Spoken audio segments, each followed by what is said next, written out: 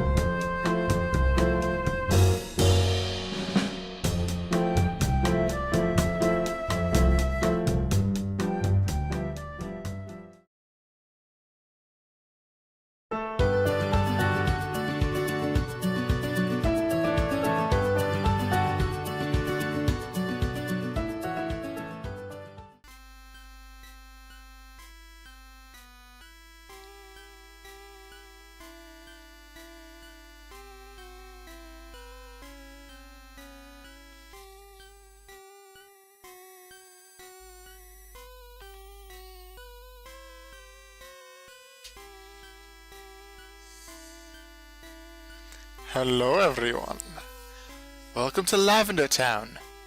Welcome back to the Pokemon Blue walkthrough. Stream number 4, which will be the start on YouTube for episode 12. We'll definitely have time for more of a stream compared to last time. Stream number 3 became episodes 9, 10, and 11. 3 episodes where I didn't really, on average, speed up that much. So I think I streamed for about 2 hours 20 minutes and that turned into 3 episodes. Here I have a lot more time. I don't really have an end time that I have to go for. I'm not going to go so far into the night because I do have some things to do tomorrow. I don't have to wake up early for anything, so let's have some fun with this. Play Pokemon Blue. Continue our adventure. Propane we have here, Amigo, Koops, and the Pokemon we got right at the end, well, near the end of last episode, last stream, Aragorn the Hitmonlee, which we got in Saffron City. I haven't renamed the Mew yet. That Mew from episode 11 is still called Mewtwo. If you have a suggestion, both in Twitch chat and the YouTube premiere once it premieres for Mew, then let me know. I may just change Mew's name to that. I won't be using it, but it may be nice to have your name used for it. Okay, what is on the list today? Well, the game is still very open. Even more open than before, considering we've already been to Celadon City.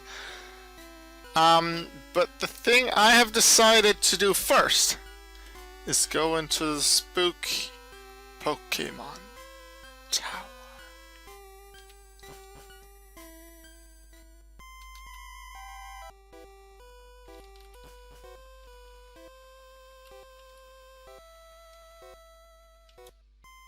Hey, I know that guy. He seems familiar.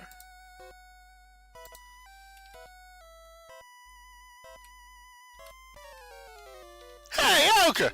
What brings you here? Your Pokemon don't look dead. I can at least make them faint. Let's go, pal. Yep.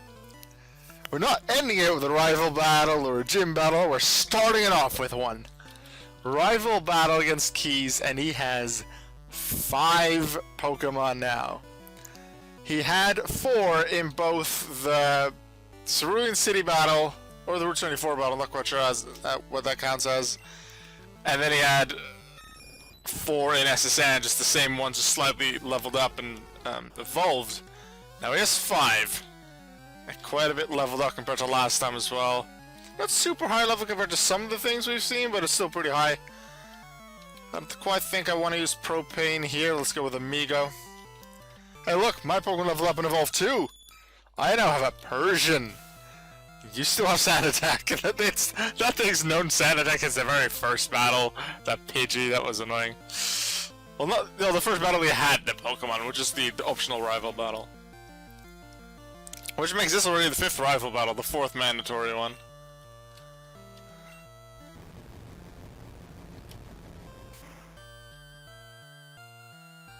Alright, and on the second try, considering we missed because of the first Sand Attack, we make it through. Propane goes to 24. Ooh, and there comes his new Pokemon! Gyarados! Really powerful. Gyarados is one of 3 Pokemon that your rival may have at this point in the game. I say may because it depends on the starter that he has. Gyarados is a part water type. You have to think in starter types here. Water, fire, and grass. Gyarados is a water type. If Blue, or in my case Keys, would have the water starter, Squirtle, at this point a Wartortle, he wouldn't have a Gyarados, but he would have the grass and fire additional options.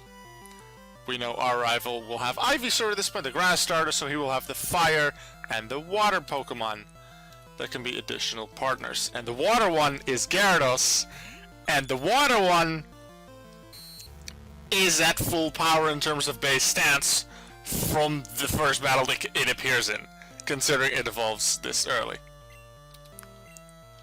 Because it would be, like, really sad if he'd have a Magikarp at this point. Like, you can sort of justify, I guess, using a Pidgey until level 21, or like a Bulbasaur to level 19. You're not going to justify using a Magikarp anything higher than it needs to be. And here is one of the others, the fire type option. It is a Growlithe. Well, let's do Growlithe v Vulpix. Also, because we won't be seeing it, the grass type option that our rival may have is Execute, a grass psychic type, which we are unable to get to at this point in the game. Actually, if we would just come here later, no, we need to get past here to get an item to be able to get to the place where we can catch an Execute, so no. We don't have access to Execute yet unless we trade with someone. But Execute would have been there in place of either Gyarados or Growlithe, depending on how you see it, or in place of Ivysaur, just to replace the fact that he doesn't have Grass type. So if he would have had a Charmeleon at this point, there would be no Growlithe. If he would have had a Wartortle, there would be no Gyarados.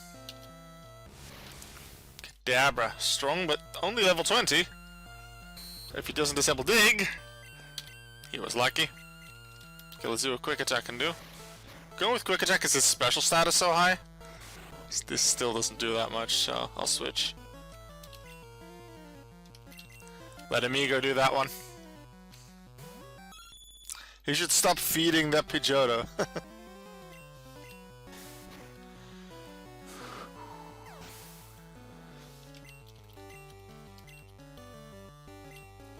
There's Ivysaur.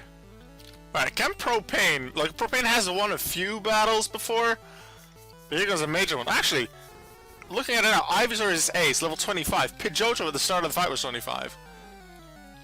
Kadabra was 20. Growlithe was 22, and Gyarados I think was 23. The Pidgeotto and Ivysaur were the same level. I think they were either the same level, or maybe Pidgeotto or Pidgey at the time was one below the start in the 3rd and 4th battles. But remember the second battle where he just had Pidgey and his starter, Pidgey was a level higher. So that's kind of special. It's not often that you see a Pokemon that isn't someone's ace Pokemon be either the highest level or, well, the highest out of everyone, or tied to the highest level. Fine whip, that won't do much damage.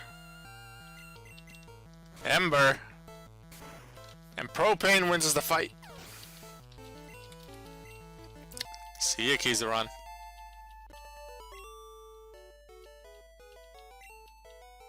You stinker! I took it easy on you too. How's your Pokédex coming along, pal? I just got a Cubone. Can't find the grown-up Marowak yet. I doubt there are any left. Well, I better get going. Got a lot to accomplish, pal. Smell you later. See you, pal. I'm gonna heal up Propane and we're going to continue on into Pokemon Tower.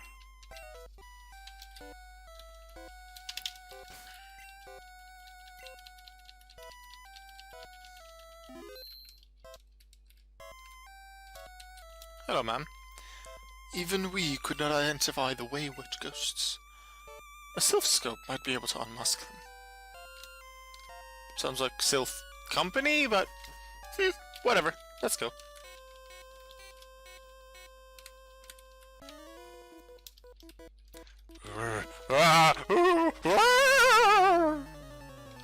We're possessed. Channeler wants to fight. And a Ghastly. If you've played Pokemon from Generation 3 onwards, you may know that Ghastly has the Levitate ability. But abilities were only introduced in Generation 3 and later, starting with Ruby and Sapphire. Abilities don't exist here, so Ground-type moves actually hit Ghastly. And because it's part Poison type, it's actually super effective. Which makes Propane with Dig a very nice Pokemon to deal with him. And that was that fight. Propane just took care of it by itself. Got ourselves an escape rope. Let's do it while Pokemon we...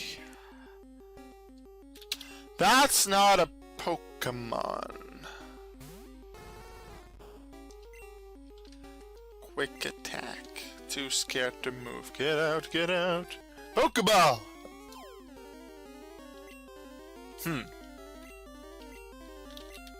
Oh, I guess I'll get out then. Very interesting wild encounter. And the thing is, Pokemon Tower is full of them. Because that is a very interesting mechanic that I don't think is seen anywhere else in any Pokemon game. An area where the wild Pokemon cannot be ID'd. Because they are actual ghosts, not just, hey, I'm ghost type. Actual ghosts. Which, they're not the truly actual ghosts, same time they, in one way they are. They are all in a way ghosts, but controlled by Pokemon, in a sense. And as a lady earlier on suggested, you may have gotten it from that, you need an item called a Sylph Scope to be able to ID these Pokemon, to be able to see what they are. Now, we don't have this item yet. We can get it at some point in the future, and we will, but not quite yet, because I want to see how far I can get without it. Now, there is one trick that I actually recently learned, I didn't know about this, where you can actually see what Pokemon is controlling the ghost, or what Pokemon the ghost really is, depending, you can call it different things. But there is data of the Pokemon still hidden with, like, behind that facade of the ghost. And although I haven't tried it, I'm gonna try it out now. You can reveal what that Pokemon is. Now it's, oh, it's a level 20 thing, what is it? Supposedly, if you go into your Pokemon list, and look at one of your Pokemon stats, and then return to the fight, you can see it. Cubone appears, and actually Cubone is a somewhat rare encounter, if not very rare, especially on this floor. I think it's a lot more common, at least, on the higher floor, so this is a very rare encounter, but the thing is, it's still called a ghost. It still works exactly like a ghost, we can just see what it is. So I've just wasted a second Pokeball, but just to show it off. I have enough Pokeballs, I'll be fine. We still have to run, we can't do anything with it. But using that trick, you are able to find out what is hidden behind the ghost, which I find pretty interesting. Luckily for us, the channelers use actual Pokemon, and actual Ghastlies, for example, which makes us able to battle them, because we can't run from a trainer battle, and if they would send out ghosts instead of Ghastlies, we would literally be stuck. And that would be bad. Vulpix again with Dig is also faster, even faster than level 23 Ghastly, and Ghastly is a pretty quick Pokemon, but so is Vulpix. So Vulpix just deals with him. We still haven't really used Aragorn the Hitmonlee in any proper battle. We got that one in the previous stream, near the end. I think I only sent it out in one battle against a Slowpoke trainer during the setup of the Mew glitch the second time. But it got confused immediately, so I swapped it out for Amigo. So it hasn't actually properly battled. Hasn't done any attacks. Probably not going to do it in here, considering these people all have ghosts, if you couldn't tell.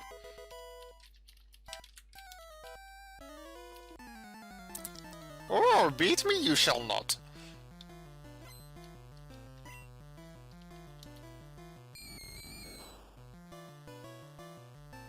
Original ghost type I have.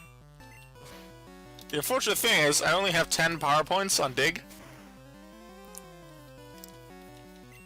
And I don't have any ethers with me. I think I did just get an elixir, but I want to save the elixir for things like the Elite Four or something very close to it. And I have enough Pokemon that I can switch to. You don't have to fight all of these channelers, but I like to fight everyone. Unless they're like really dangerous, then I might dodge some. Or I have very specific reasons to dodge some trainers, like a setup for something like the Mew glitch. So if you see me dodge a trainer, then it's unlikely that I missed them. Although it's possible. But it's likely that I intend to do something with them in the future. Generally, I'll mention that, though.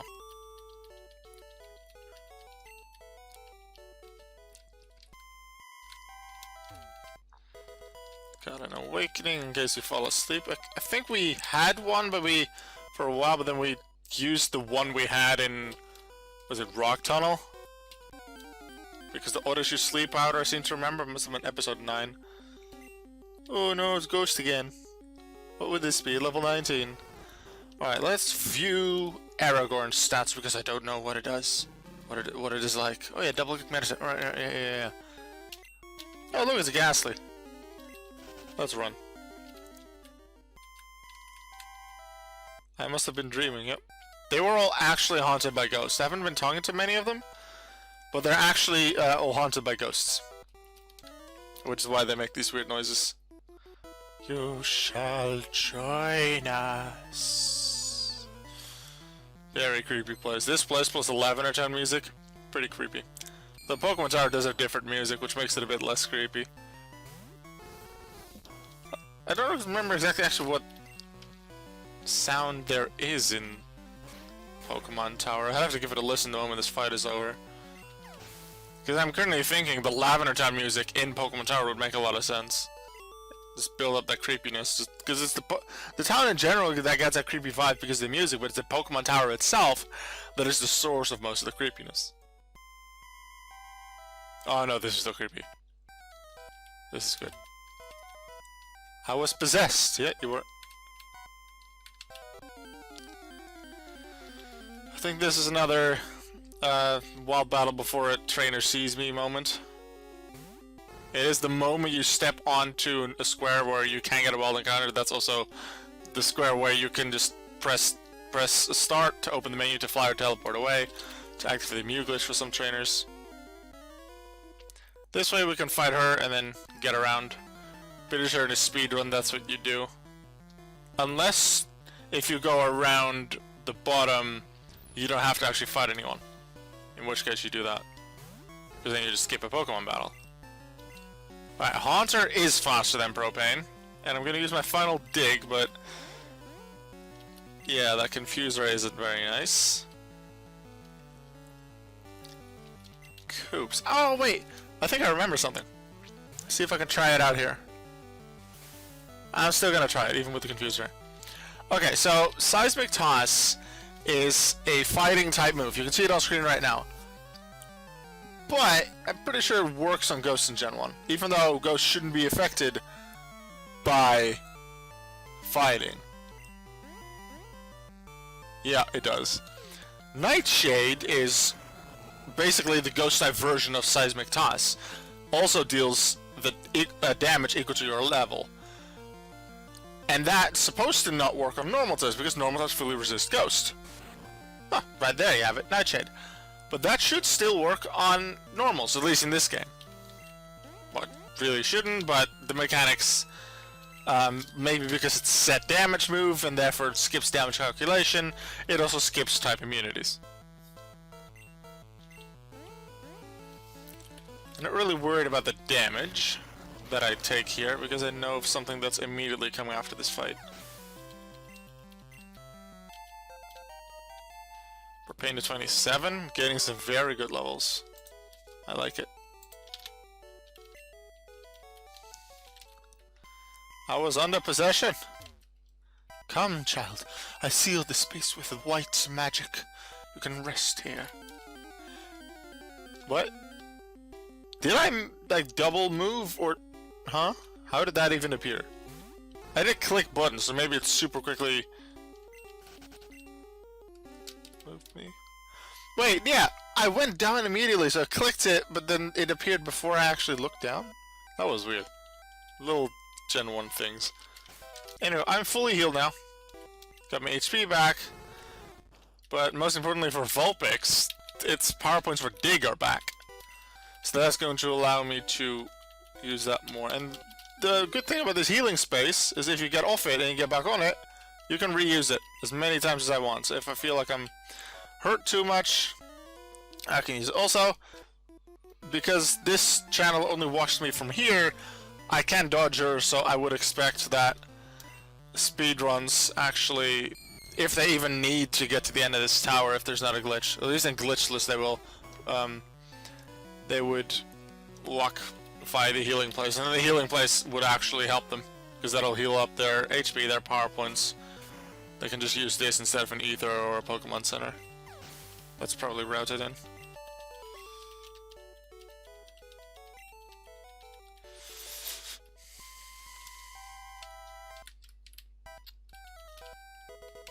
Ooh, nugget, I can sell that. I'm also gonna sell the HP up, which sells for almost as much.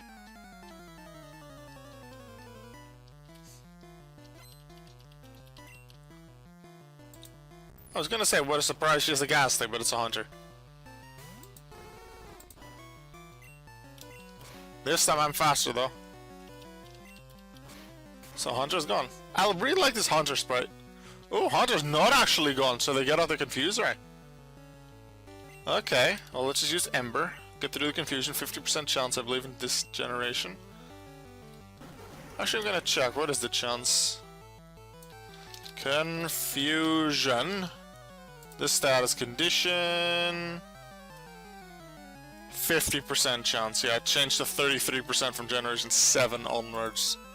So that's with Pokemon Sun and Moon. Before that's a 50% chance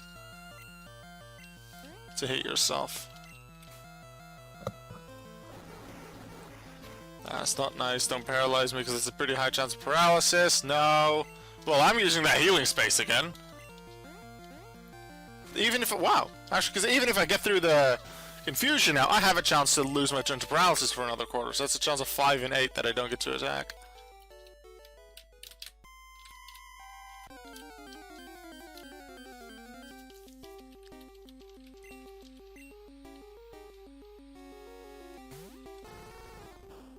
Propane not looking too good here. And Propane's back to full health, yay.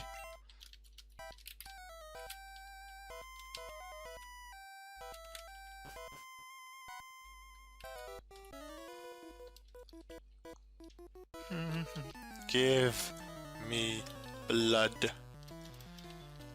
Yeah, that's not something you'd expect many characters to say in Pokemon, but in Gen 1, this person did.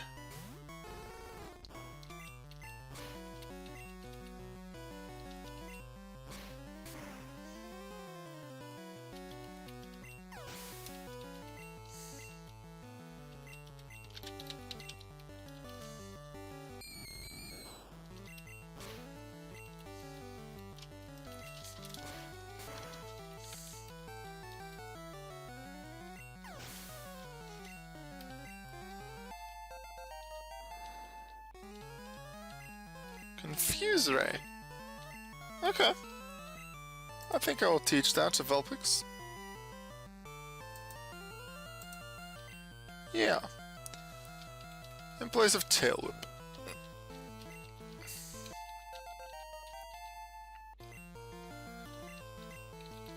Don't intend to use it right here though, because Dig seems very much sufficient.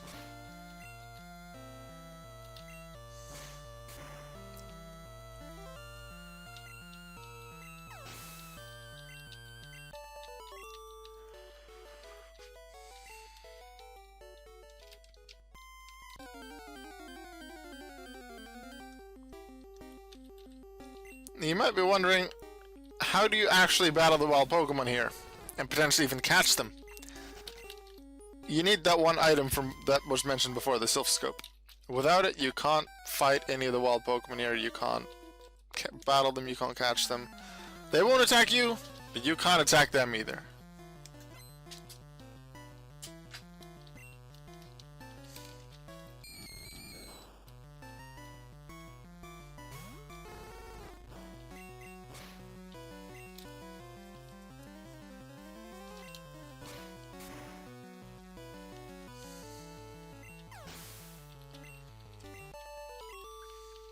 Propane with this is almost caught up to Amigo in level. And then Koops and Aragorn are waiting at 30. Dux is still at 30 thanks to that, thanks to its help in the fighting dojo. But I don't expect to use it much anymore. Although I said that last time and then I used it in the fighting dojo. But we're having Vulpix now and being well leveled once we get to the next gym, we shouldn't need Dux.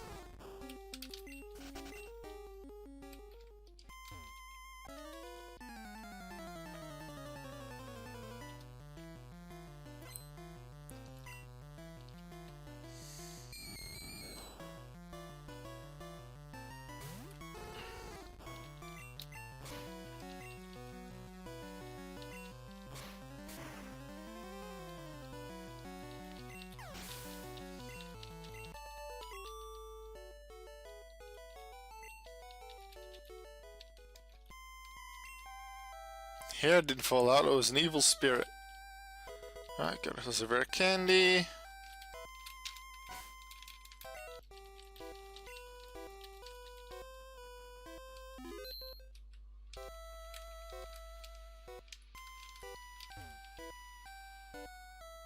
Be gone, intruders! You can't do anything about this one. And another ghost battle starts. Level 30 this time. See, because it's all about propane, no charcoal. Right, and as previously, I can't move, they say get out, Pokeball won't work either, as shown before. So, let's just say we run. We are actually forced back. This isn't a regular wild encounter.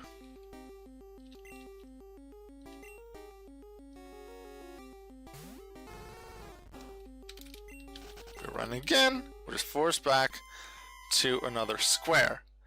Now, I do wonder, does the ID trick, the ID glitch work that we did before? We're going into our status of our Pokemon and then seeing what it is.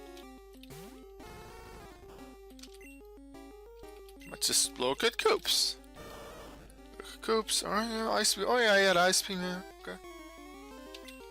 Yep, even this one, it works. As if we use a Sylph Scope. This is a Marowak. A Marowak that's trying to possess you. Really, that's trying to get you out of this place. Just like the previous ghost, you still can't do anything against it. Doesn't cost any power points to try anything. It just wants you to get out. And that's what happens, you just get out. So, if you want to progress the story, then how do you progress the story? Well, again, Sylph Scope. Once you have that item, you can identify the ghost, and then you can actually battle the Marowak. I don't think you can catch it, but you can battle the Marowak. But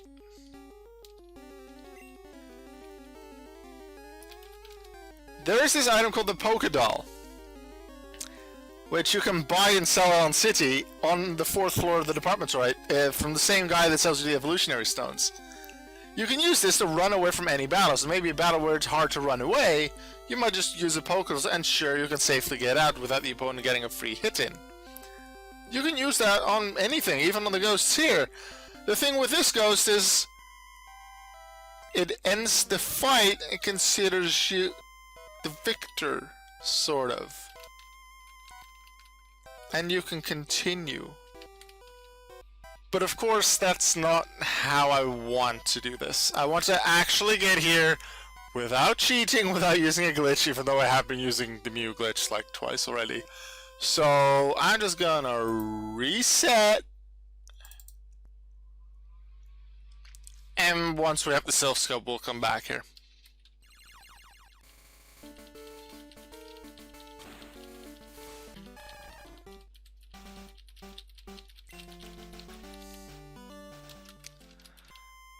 My dear Propane, let's dig out of here. Time to go back to Celadon City.